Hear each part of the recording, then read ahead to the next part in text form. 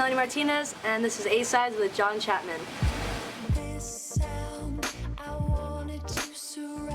I mean, I don't know. I guess I like look at it as such a small thing. I mean, I did like 3 tours off of it, which was really insane to think about, like off of a 4-song EP, you know.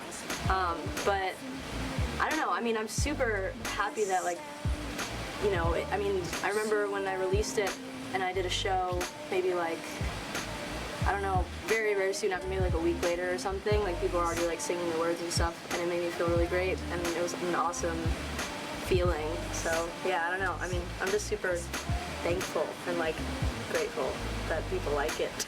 I don't know.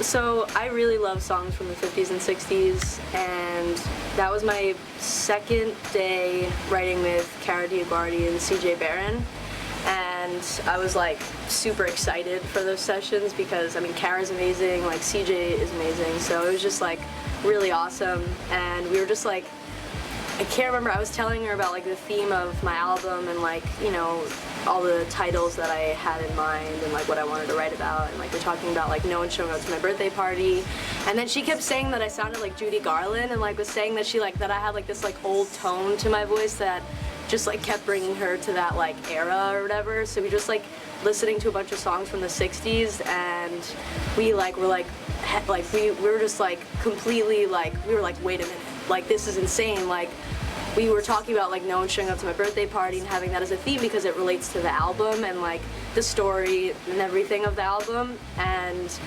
when we like remembered, you know, It's My Party, we were like, whoa, like this could be like so cool to kind of like have that influence, because I love music from that time, and I just, it's already like a huge inspiration for me, like just in life, you know, and the way I dress, I love vintage, you know, clothes, and I collect vintage toys and stuff, so it was just like a perfect thing for me. I feel like it was just exciting for me to do, so yeah. That's cool.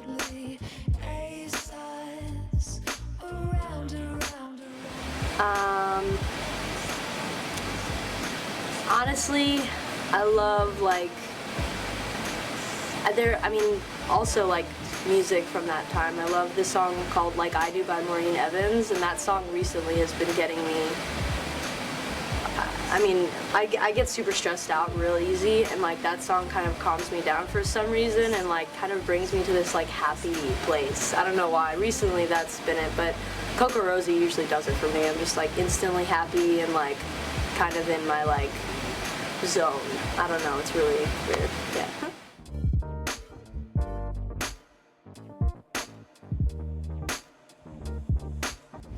Totally. I actually, that's the first video that I directed, you know, but before that, like, I'm always super involved with videos, and I'm very particular of how things are in videos, so I just shot another one, and that one I actually got to be like, since I wasn't in the video as much, I was able to kind of be behind the camera, and I was able to kind of direct it even more than I did in Pity Party, really. Like, Pity Party was like easy because like I was the only one in the video the whole time, so I was able to like, I like planned out all the shot lists and the storyboard and how I wanted everything and stuff, but for this one that I just shot, it was even cooler because there were other people that I was like directing, you know, and it was just so much fun.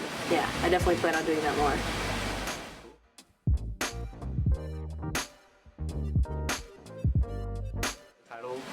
Well, okay, so Crybaby is basically, it's like a fairy tale version, like a character, basically, but it's like a fairy tale version of myself, so it's not like the like, you know, pretty princess, sparkly, perfect version of myself. It's more of like the really like dark, imperfect, and like kind of insecure part of myself, and like throughout the album, I went from, when I first started it, basically, I was super insecure, and like, Crybaby was like more of like an insult in my head. Like that's what I was called as a kid, because I was so emotional, like so over emotional, and like got really stressed out about it because I hated how people viewed me because of that, you know, stuff like that, and like I was just super insecure, and I was like that in the beginning of the writing process, like when I wrote Dollhouse and all that, and Crybaby was something that I really wanted to talk about because it was like, writing's like therapy for me, so I kind of just wanted to get that out, and Once I figured out about like that I wanted to write about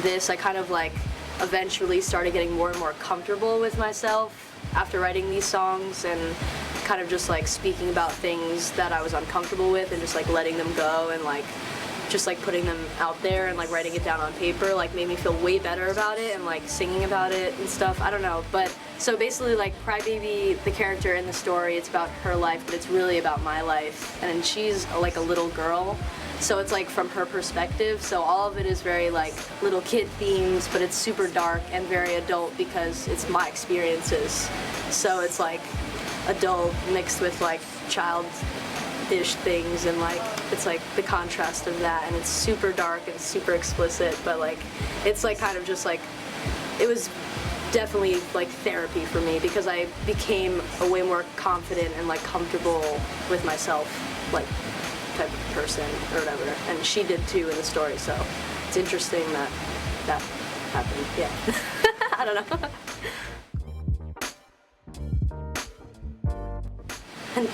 No, I don't know. I don't know how that would work out. I wouldn't want to be like, if I ever had to like act or anything, or if I ever wanted to like get into it, I would definitely start with horror movies because I feel like that's like the only kind of thing I could be in. But I don't know. I feel like I would be too nervous. I mean, Jessica Lange is like an insane actor. You know, she's like insane. She's so like I would feel uncomfortable being on set with her, to be honest with you. She's just amazing.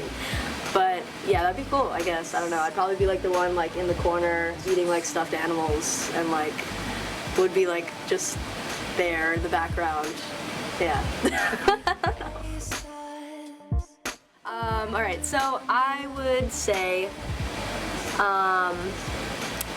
just go with your gut feelings on things. Like, you know, if you really want something, like go out and get it, and you know, if you're really passionate about something, then put all of your time into it because it's so worth it. I think that's what I would say.